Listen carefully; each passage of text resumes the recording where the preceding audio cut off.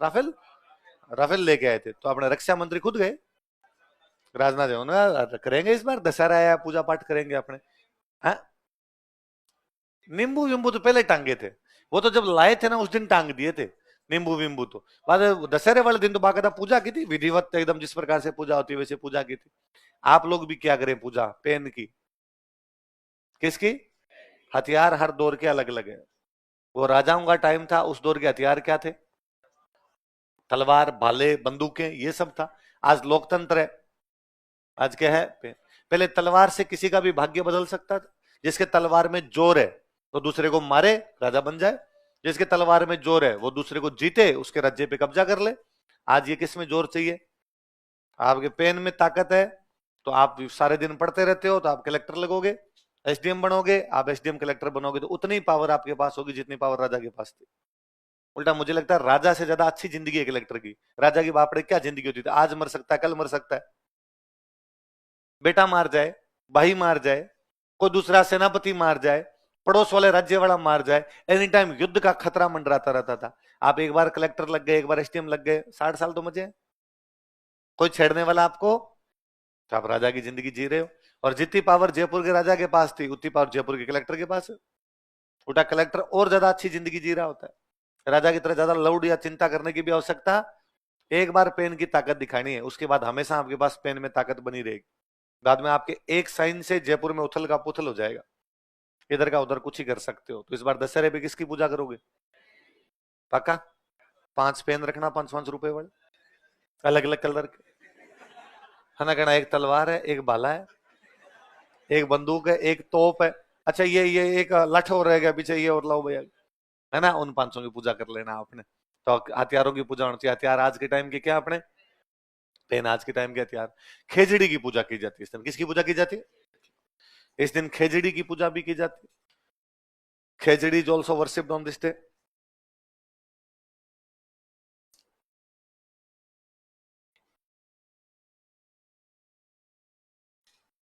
इस दिन खेजड़ी की पूजा की जाती है, khejri is worshipped on this day. अच्छा, खेजड़ी के लिए कहते हैं कि खेजड़ी में अग्नि तत्व सर्वाधिक होता है। एनर्जी, एनर्जी जो होता है वो सबसे अधिक तत्व होता है। तो हम कहते हैं जिस प्रकार खेजड़ी में एनर्जी लेवल ज्यादा है वैसे हमारे में भी एनर्जी लेवल ज्यादा है।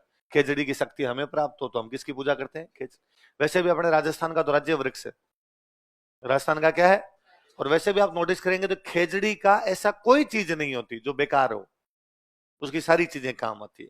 जैसे खेजड़ी की जड़, तो जड़ से बनती है दवाइयां, स्किन डिजीज, चर्म रोग की दवाइयां बनती है। उसका बीच वाला तना, फर्नीचर बनवाओ, कोई काम लो आप। उसके जो पत्ते हैं, बकरी भेड़ खाती है, गांव में कहते हैं लूंग। उसके जो फल है, भाई साहब क्या इज्जत मिली, सांगरी। क्या हो गई? गांव वालों ने तो इज्जत दी नहीं सांगरी को, शहर वालों ने इज्जत दी।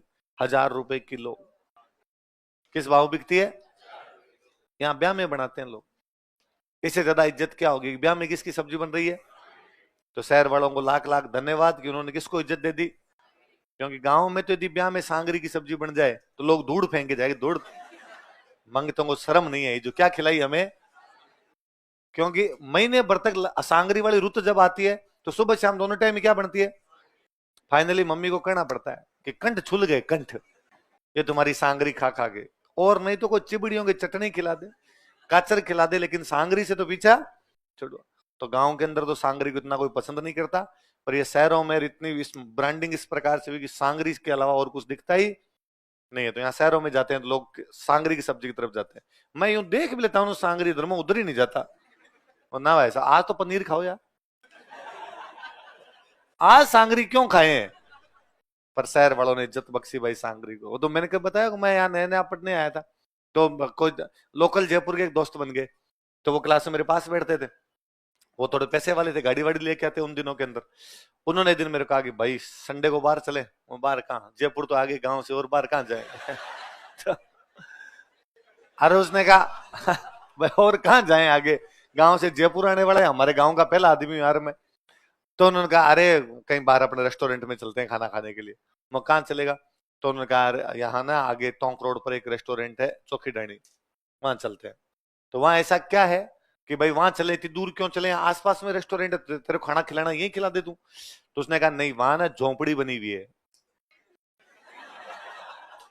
तो क्यों, झोंपड़ी में नीचे बिठा के खाना खिलाते हैं। वो अच्छा। फिर कि वो बाजरे की रोटी खिलाते हैं। वो ठीक। सांगरी की सब्जी खिलाते हैं। वो अच्छा। तो उसने कहा बड़ा मजा आता है। ये मजे है ना 22 साल लिए। और इसको मजा नहीं कहते, ये सजा है भाई साहब। हमारा जीव जानता है सुबह शाम सांगरी कैसे कह जाए। सांगरी खिलानी तब तुम आज जाऊं कल जाऊं, तो कोई ढंग की पनीर वनीर खिलाता हो तो तू कहेगा वहां चल लेंगे अपने। तो वो बात है। तो शहर वालों के कभी कभी सांगरी मिलती है, इसलिए इनको सांगरी क्या लगती है, अच्छा।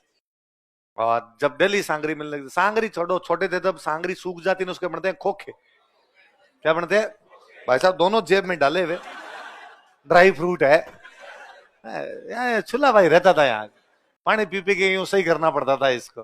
तो किसकी पूजा की जाती है बताओ देखे। आप में से किस किस की फेवरेट है सांगरी? क्या बात करते हो, सांगरी भी फेवरेट है? भगवान। चलो हाँ। हाँ ना, मैं अब तो मरे नहीं खाऊंगा है। अब भाई साहब जिस दिन से अपने यो हालत सुधरी ना, अपने का ना दूर तुम्हारे पीछे ऐसी चीजें नहीं खाई जाएगी ना। तो वो है भंडारे में सांगरी बनवाए, मैं, मेरे ऊपर से गाड़ी निकाल दी जाए पहले। मुझे मार दिया जाए, उसके बाद किसकी सब्जी बनाई जाए। मेरे जिंदा जी मैं ये देखे कि यार कि सांगरी की सब्जी कैसे बनाई जा सकती है? हाँ यहाँ पनीर पनीर बनाया जाए, पनीर पनीर ही खाया जाए, बाकी कोई चीज नहीं खाई जाए। कहाँ मिलती है ऐसी सब्जियां? गांव में फिक्स सब्जियां होती है, शादी ब्याह होते हैं तो आलू छोले बनाते, फिक्स सब्जी होती है। एक आधा कोई पनीर बनाते तो यूं गांव वाले सारे पनीर खाते हैं बस। हाँ हाँ गट्टे। हाँ बस।